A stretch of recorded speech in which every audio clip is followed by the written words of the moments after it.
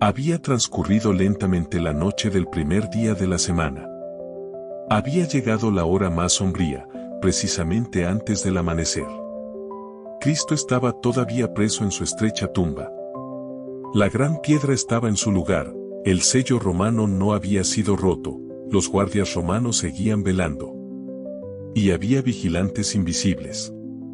Huestes de malos ángeles se cernían sobre el lugar. Si hubiese sido posible, el príncipe de las tinieblas, con su ejército apóstata, habría mantenido para siempre sellada la tumba que guardaba al Hijo de Dios.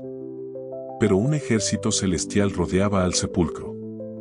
Ángeles excelsos en fortaleza guardaban la tumba y esperaban para dar la bienvenida al príncipe de la vida. Y he aquí que fue hecho un gran terremoto, porque un ángel del Señor descendió del cielo. Revestido con la panoplia de Dios, este ángel dejó los atrios celestiales. Los resplandecientes rayos de la gloria de Dios le precedieron e iluminaron su senda. Su aspecto era como un relámpago, y su vestido blanco como la nieve. Y de miedo de él los guardas se asombraron, y fueron vueltos como muertos. ¿Dónde está, sacerdotes y príncipes, el poder de vuestra guardia? Valientes soldados que nunca habían tenido miedo al poder humano son ahora como cautivos tomados sin espada ni lanza. El rostro que miran no es el rostro de un guerrero mortal, es la faz del más poderoso ángel de la hueste del Señor.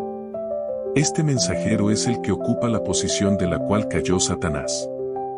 Es aquel que en las colinas de Belén proclamó el nacimiento de Cristo. La tierra tiembla al acercarse, huyen las huestes de las tinieblas y, mientras hace rodar la piedra, el cielo parece haber bajado a la tierra. Los soldados le ven quitar la piedra como si fuese un canto rodado, y le oyen clamar, Hijo de Dios, sal fuera, tu Padre te llama. Ven a Jesús salir de la tumba, y le oyen proclamar sobre el sepulcro abierto, Yo soy la resurrección y la vida. Mientras sale con majestad y gloria, la hueste angélica se postra en adoración delante del Redentor y le da la bienvenida con cantos de alabanza. Un terremoto señaló la hora en que Cristo depuso su vida, y otro terremoto indicó el momento en que triunfante la volvió a tomar. El que había vencido la muerte y el sepulcro salió de la tumba con el paso de un vencedor, entre el bamboleo de la tierra, el fulgor del relámpago y el rugido del trueno. Cuando vuelva de nuevo a la tierra, sacudirá no solamente la tierra, más aún el cielo. Temblará la tierra vacilando como un borracho, y será removida como una choza. Plegarse en los cielos como un libro, los elementos ardiendo serán deshechos, y la tierra y las obras que en ella están serán quemadas. Mas Jehová será la esperanza de su pueblo, y la fortaleza de los hijos de Israel. Al morir Jesús, los soldados habían visto la tierra envuelta en tinieblas al mediodía. Pero en ocasión de la resurrección vieron el resplandor de los ángeles iluminar la noche, y oyeron a los habitantes del cielo cantar con grande gozo y triunfo, has vencido a Satanás y las potestades de las tinieblas, has absorbido la muerte por la victoria. Cristo surgió de la tumba glorificado, y la guardia romana lo contempló. Sus ojos quedaron clavados en el rostro de aquel de quien se habían burlado tan recientemente. En este ser glorificado, contemplaron al prisionero a quien habían visto en el tribunal, a aquel para quien habían trenzado una corona de espinas. Era el que había estado sin ofrecer resistencia delante de Pilato y de Herodes, aquel cuyo cuerpo había sido lacerado por el cruel látigo, aquel a quien habían clavado en la cruz, hacia quien los sacerdotes y príncipes, llenos de satisfacción propia, habían sacudido la cabeza diciendo, a otro salvó, a sí mismo no puede salvar. Era aquel que había sido puesto en la tumba nueva de José. El decreto del cielo había librado al cautivo. Montañas acumuladas sobre montañas y encima de su sepulcro, no podrían haberle impedido salir. Al ver a los ángeles y al glorificado Salvador, los guardias romanos se habían desmayado y caído como muertos. Cuando el séquito celestial quedó oculto de su vista, se levantaron y tan prestamente como los podían llevar sus temblorosos miembros se encaminaron hacia la puerta del jardín. Tambaleándose como borrachos, se dirigieron apresuradamente a la ciudad contando las nuevas maravillosas a cuantos encontraban. Iban a donde estaba Pilato, pero su informe fue llevado a las autoridades judías, y los sumos sacerdotes y príncipes ordenaron que fuesen traídos primero a su presencia. Estos soldados ofrecían una extraña apariencia. Temblorosos de miedo, con los rostros pálidos, daban testimonio de la resurrección de Cristo. Contaron todo como lo habían visto, no habían tenido tiempo para pensar ni para decir otra cosa que la verdad. Con dolorosa entonación dijeron, fue el Hijo de Dios quien fue crucificado. Hemos oído a un ángel proclamarle majestad del cielo, Rey de gloria. Los rostros de los sacerdotes parecían como de muertos. Caifás procuró hablar. Sus labios se movieron, pero no expresaron sonido alguno.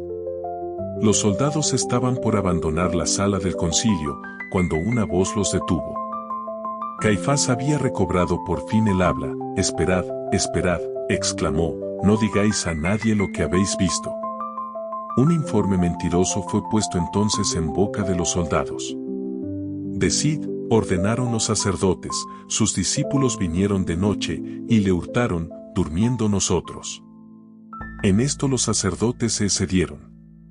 ¿Cómo podían los soldados decir que mientras dormían los discípulos habían robado el cuerpo? Si estaban dormidos, ¿cómo podían saberlo? Y si los discípulos hubiesen sido culpables de haber robado el cuerpo de Cristo, ¿no habrían tratado primero los sacerdotes de condenarlos? O si los centinelas se hubiesen dormido al lado de la tumba, ¿no habrían sido los sacerdotes los primeros en acusarlos ante Pilato? Los soldados se quedaron horrorizados al pensar en atraer sobre sí mismos la acusación de dormir en su puesto. Era un delito punible de muerte. ¿Debían dar falso testimonio, engañar al pueblo y hacer peligrar su propia vida? ¿Acaso no habían cumplido su penosa vela con alerta vigilancia? ¿Cómo podrían soportar el juicio, aun por el dinero, si se perjuraban? A fin de acallar el testimonio que temían, los sacerdotes prometieron asegurar la vida de la guardia diciendo que Pilato no deseaba más que ellos que circulase un informe tal. Los soldados romanos vendieron su integridad a los judíos por dinero. Comparecieron delante de los sacerdotes cargados con muy sorprendente mensaje de verdad, salieron con una carga de dinero y en sus lenguas un informe mentiroso fraguado para ellos por los sacerdotes.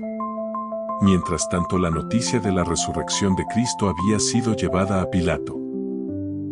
Aunque Pilato era responsable por haber entregado a Cristo a la muerte, se había quedado comparativamente despreocupado. Aunque había condenado de muy mala gana al Salvador y con un sentimiento de compasión, no había sentido hasta ahora ninguna verdadera contrición. Con terror se encerró entonces en su casa, resuelto a no ver a nadie.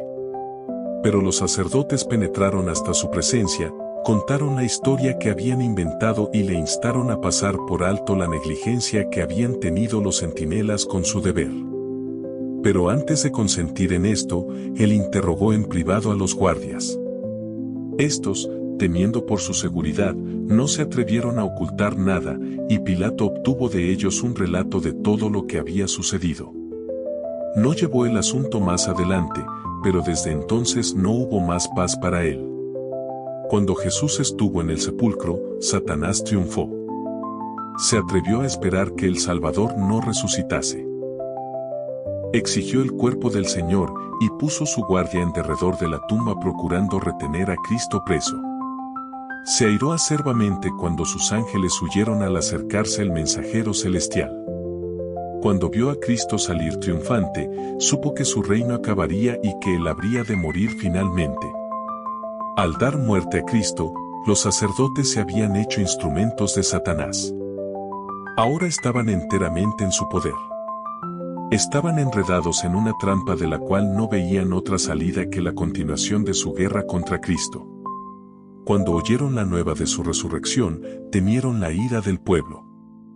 Sintieron que su propia vida estaba en peligro. Su única esperanza consistía en probar que Cristo había sido un impostor y negar que hubiese resucitado. Sobornaron a los soldados y obtuvieron el silencio de Pilato. Difundieron sus informes mentirosos lejos y cerca. Pero había testigos a quienes no podían acallar. Muchos habían oído el testimonio de los soldados en cuanto a la resurrección de Cristo. Y ciertos muertos que salieron con Cristo aparecieron a muchos y declararon que había resucitado. Fueron comunicados a los sacerdotes informes de personas que habían visto a esos resucitados y oído su testimonio. Los sacerdotes y príncipes estaban en continuo temor, no fuese que mientras andaban por las calles o en la intimidad de sus hogares, se encontrasen frente a frente con Cristo. Sentían que no había seguridad para ellos. Los cerrojos y las trancas ofrecerían muy poca protección contra el Hijo de Dios. De día y de noche, esta terrible escena del tribunal en que habían clamado, su sangre sea sobre nosotros y sobre nuestros hijos, estaba delante de ellos. Nunca más se habría de desvanecer de su espíritu el recuerdo de esa escena. Nunca más volvería a sus almohadas el sueño apacible.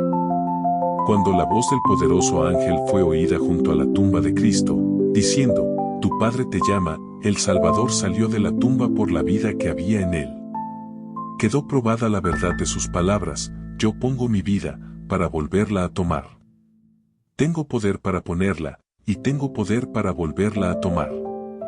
Entonces se cumplió la profecía que había hecho a los sacerdotes y príncipes. «Destruid este templo, y en 3 días lo levantaré». Sobre la tumba abierta de José, Cristo había proclamado triunfante, «Yo soy la resurrección y la vida». Únicamente la divinidad podía pronunciar estas palabras. Todos los seres creados viven por la voluntad y el poder de Dios. Son receptores dependientes de la vida de Dios. Desde el más sublime serafín hasta el ser animado más humilde, todos son renovados por la fuente de la vida. Únicamente el que es uno con Dios podía decir, «Tengo poder para poner mi vida, y tengo poder para tomarla de nuevo». En su divinidad, Cristo poseía el poder de quebrar las ligaduras de la muerte. Cristo resucitó de entre los muertos como primicia de aquellos que dormían.